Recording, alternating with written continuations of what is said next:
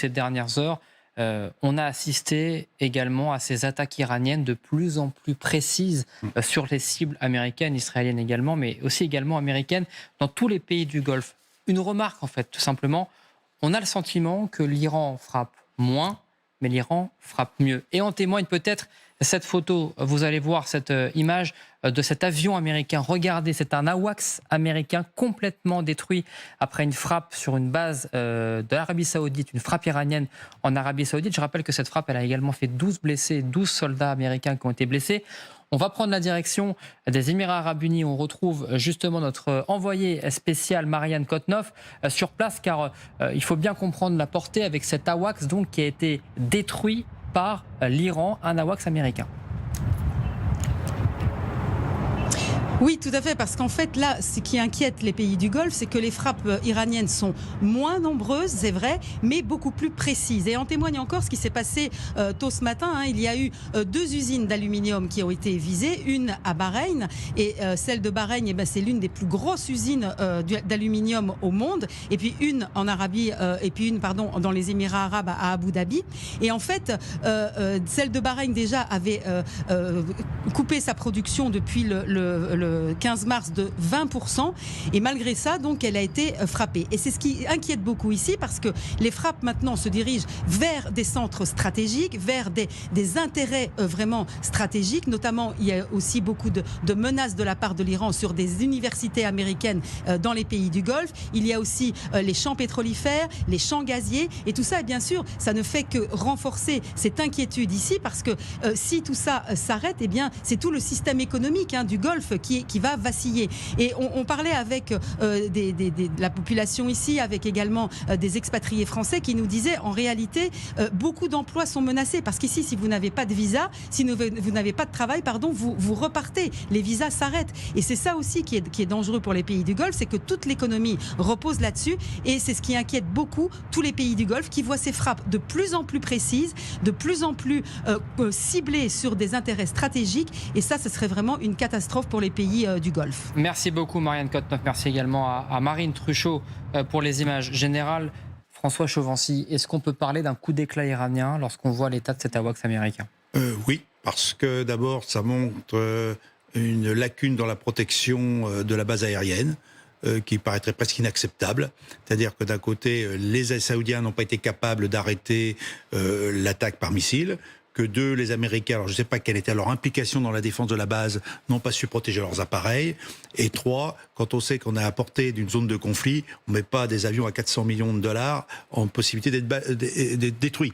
Donc ça fait beaucoup de petites erreurs, je dirais, militaires, qui interrogent. Maintenant, le coup d'éclat, oui, mais ils l'ont fait aussi il y a 15 jours avec un radar important en Jordanie, qui justement coordonnait l'utilisation des missiles THAAD déployés par les Américains en Israël. Ce qui expliquerait d'ailleurs, semble-t-il, pourquoi des missiles sont passés sont passés à travers le dôme de fer, pour faire simple, et frappés à proximité de la centrale, le centre de recherche nucléaire de Dimona.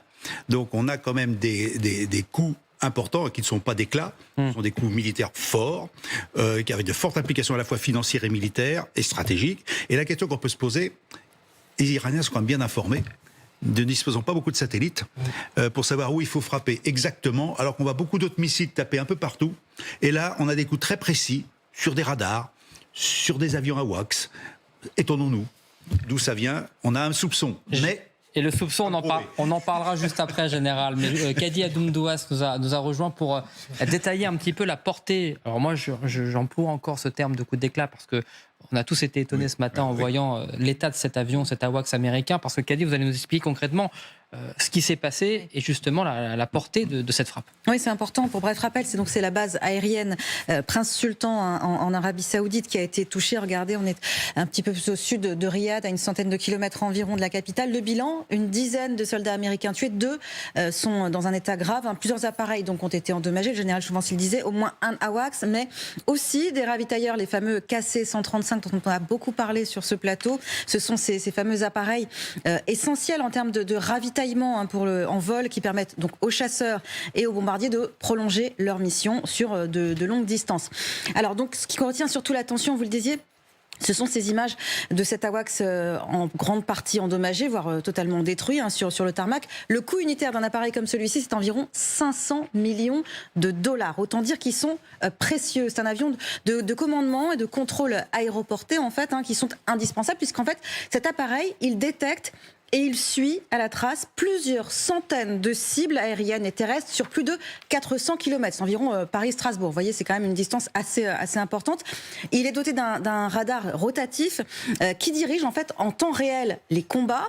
Il permet de détecter des avions volant très bas. Il filtre aussi les échos parasites du sol. Ça, c'est très important aussi. Son autonomie, c'est plus de 8 heures sans ravitaillement. Et il faut savoir que les États-Unis n'en disposent que de 16 en service actif. Alors oui, effectivement, la perte d'un de ces modèles, que ce soit temporaire ou définitif, ça constitue une perte très importante pour Washington, une source majeure d'information évidemment et de coordination aérienne ici dans le Golfe. Merci beaucoup, Kadia Mdoss. Michel Darzansky, c'est très intéressant parce qu'au-delà du coût, 500 millions de dollars, au-delà de la portée symbolique de frapper un avion américain, c'est un coup dur militairement parlant. De ce que nous disait Kadi, c'est que cet avion, il sert quasiment quotidiennement aujourd'hui à frapper l'Iran, en tout cas à coordonner les frappes israélo-américaines. Oui, non, mais c'est ce que disait le général, c'est-à-dire que c'est aussi un signalement stratégique, c'est-à-dire qu'on a eu aussi un missile, certes certainement vide, qui a parcouru 4000 km. Pour Diego Garcia. Voilà. On a vu également que, effectivement, comme vous le signaliez, il y avait moins en moins de missiles d'envoyer, mais que de plus en plus la pertinence d'atteindre un objectif était là.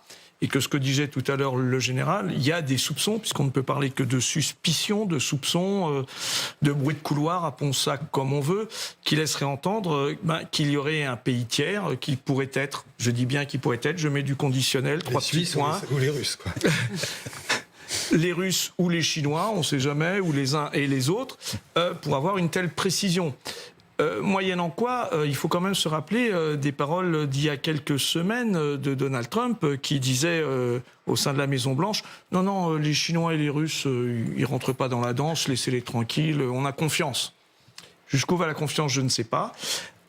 Et là, ça pose une question aux Américains, parce que a priori, depuis le début de cette opération, et je dis bien a priori, quand on voit les dégâts qu'ont causés les Israéliens, les Américains, normalement, les Iraniens devraient être complètement aveugles.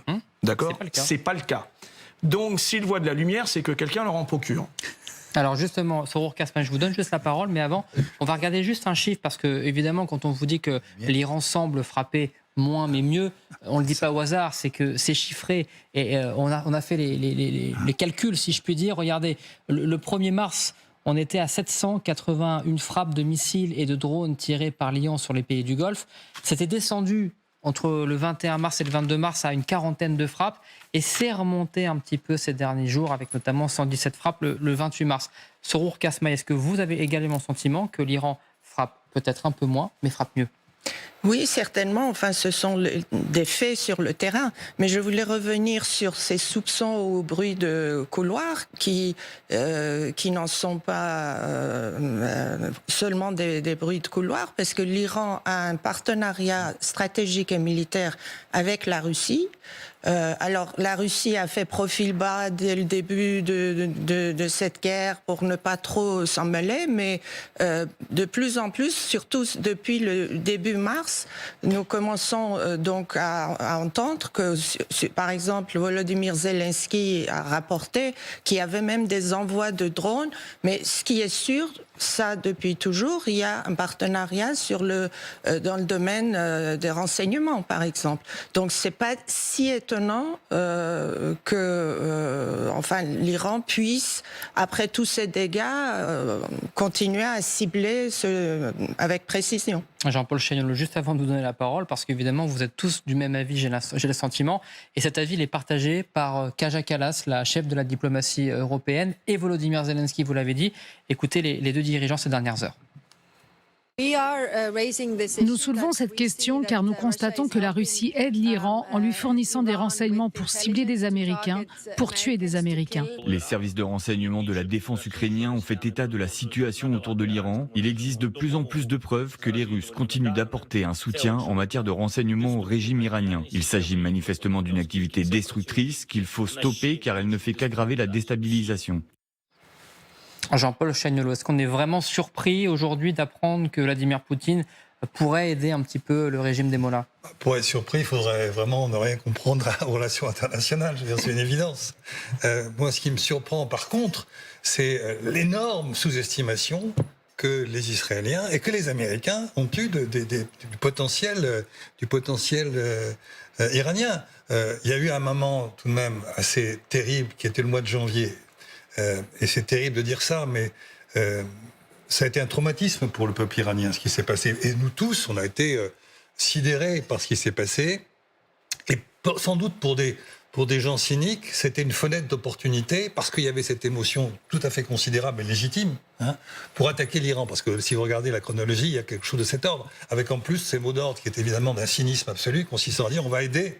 Souvenez-vous, toute cette rhétorique, ça a complètement disparu. Aider et libérer. Donc, du coup, ça a légitimé une agression qui est évidemment illégale sur le plan juridique, mais ça l'a quelque part légitimé en disant, ben voilà, ça va peut-être sauver. Bon, évidemment, ça ne tient pas une seconde. Et donc, il y a eu ça, et on a sous-estimé complètement la capacité des Iraniens. On estimait que le régime était vraiment très affaibli. Il l'est peut-être, mais en tout cas, il est en capacité de résilience et de résistance. Et je crains aussi que tout ce qui se passe, en plus, ça c'est vous qui le disiez, vous êtes mieux placé que moi pour le dire, il risque de se légitimer à son tour, c'est-à-dire de fédérer autour de lui des gens qui pourtant étaient radicalement hostiles, et légitimement hostiles à ce régime. Donc c'est ça le problème. Et on est dans cette affaire-là. Et un dernier mot encore, dans tout ce qu'on dit, on n'a pas parlé parce que c'est une évidence, mais ramenons-la au milieu de la table, c'est l'atout fort qui n'existait pas avant pour l'Iran, c'est le détroit d'Ormuz, parce qu'on n'en parlait jamais, évidemment. Là, ils ont maintenant un atout. Sun Tzu, 4 siècles avant Jésus-Christ, parlait des défilés en disant un homme peut tenir en échec 1000 hommes. Eh ben, on est là aujourd'hui avec Ormuz, et ça, c'est central, quoi. Ça, il n'y avait pas ce problème avant. Mais Charles Desanski, est-ce que Israël et les États-Unis peuvent couper, en tous les cas interférer sur ce renseignement qui serait donné de la part des Russes? Et vous avez même évoqué d'ailleurs les Chinois aussi.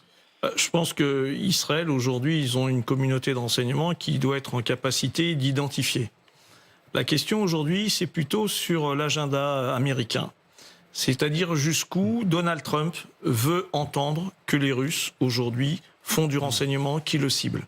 Parce que quand j'entends Kaja Kallas, quand j'entends Zelensky le dire, il faudrait qu'au-delà des mots, ils apportent des preuves. Parce que comment Donald Trump aujourd'hui l'entend ? Ce qu'il voulait à un moment donné, rappelons-nous, c'était quand même trouver un deal sous une forme ou sous une autre, avec la Russie sur le conflit ukrainien et russe, et l'invasion russe de l'Ukraine. Aujourd'hui, entendre ce genre de choses, ça lui met un caillou dans la botte, d'accord ?